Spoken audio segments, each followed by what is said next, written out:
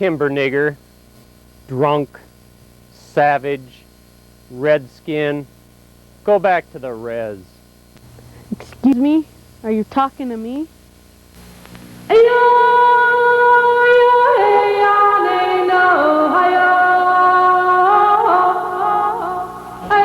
Racism is a social disease that is as devastating as AIDS. Racism is everywhere. It is hereditary. Children learn it from their parents. It is on TV. Look at the old cartoons our parents had to watch. Even F Troop is still on TV. A survey was given to some 5th graders at a Bloomington school. The survey asked students what they thought of Native Americans.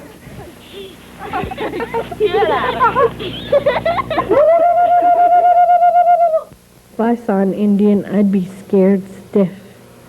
They always attack pilgrims. They talk strange. The Indians were mean. Whenever they killed a cowboy, they scalped him. Indians mean big trouble. They killed white men. They tell lies and fibs. They have funny names. People think there's something wrong with Indians. That's why they have reservations. When the teacher told me they were still alive, it surprised me. They were the first people here, but they did not discover America. They're dumb. They believe in spirits. They're afraid of whites because of our sickness. On TV, they're messy and kill a lot. They were real boozers. They are wig collectors. They still live in teepees, are hungry, and probably have no clothes. They dug into a child's skin as punishment. They all have red skin and dark hair. They have so many mothers, they don't know which one is theirs. They all eat their food raw. Their doctors are dumb. They live in the Black Hills. They believe there's a spirit god, but there really isn't. They are neglected. They are neglected. The survey results would be funny if they weren't so sad.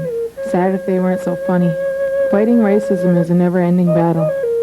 Educate, don't discriminate. Offensive nicknames are just one of the ugly faces. Indians suffered at the boat landings when they were called timber niggers. The sign carried by the rednecks said things like, "Save a walleye, spear a Indian," or "Save 2 walleye, spear a pregnant squaw." These signs let us know precisely how these people feel. Offensive names are just that, offensive. By not using them, we move beyond being politically correct to showing mutual respect. Squaw, dirty, greasy Indian. Oh, yes. Oh. When you hear those things, what does it make? What does it do to you on the inside? Well, it's really hurt that this is what the world is like, that this is the way you're going to be treated around here. So it's what everybody lives with. Squaw. That term comes from an Algonquin word that means vagina.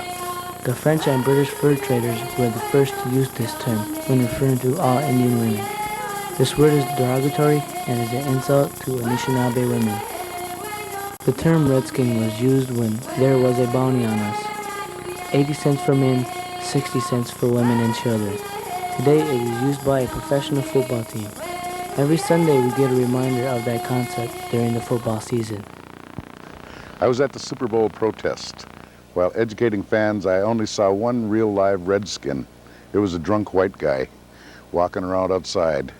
He was wearing feathers and paint, a vest and shorts. The stuff he was wearing didn't protect him from the cold Minnesota weather. The wind had turned his white skin red. His beer belly was the same color red as the paint on his face. He was a redneck and more. We thought we were lucky to have a white man showing us respect by freezing his skin. We felt warm because we were striking a blow against racism. Well, it happened to my friend at Deer River High School when they were in Fayette one day that their teacher made him run one extra lap because she thinks the Indians think they're all good runners, and she only made the white kids do 2 laps. And the Indians had to do 3. Is this a white teacher? Yes. Did your friend say how it made her feel when she heard that? When she talked about it later, did she laugh about it, or how was she feeling? She felt kind of mad. Mad at the teacher? Well, when we play white schools, there's a lot of racist remarks towards us. Like what? Like, I don't know, they do the war hoop thing. It's the that kind of thing. When you hear that, how does that make you feel? Makes me feel stupid because I don't know what to say when they do that. For me, racism happens a lot, especially during sporting events.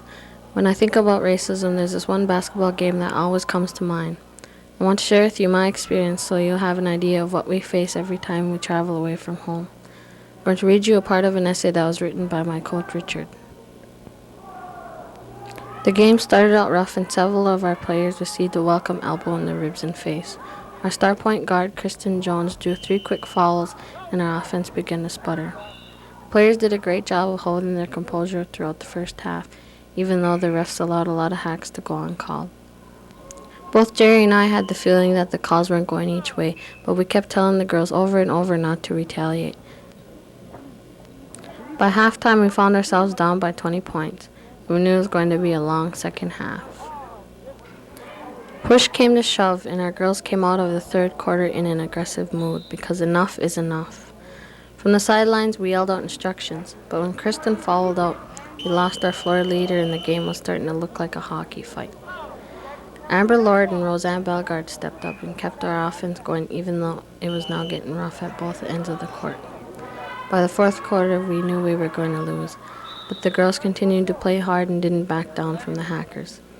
After the final buzzer, as is the custom, we lined up to shake their hands, and then the fireworks started. First, a parent of one of the Greenway players came down and accosted Jerry Morgan about our play. Then one of their players made a derogatory remark to one of our players. I believe the word squaw was used. Soon the Chamooks were milling around to see what the Indians would do. We would not be provoked, but we weren't taking any of their BS. What started out as a basketball game was now turning into something sour. The mood on the bus wasn't somber even though we lost 72-39 and had to deal with racist remarks. Everyone was laughing as individual confrontations were recounted. Jerry and I sat in our customary front seats as the girls continued to talk and laugh. As our bus rolled through the night, I reflected on the evening's events and knew who the winners really were.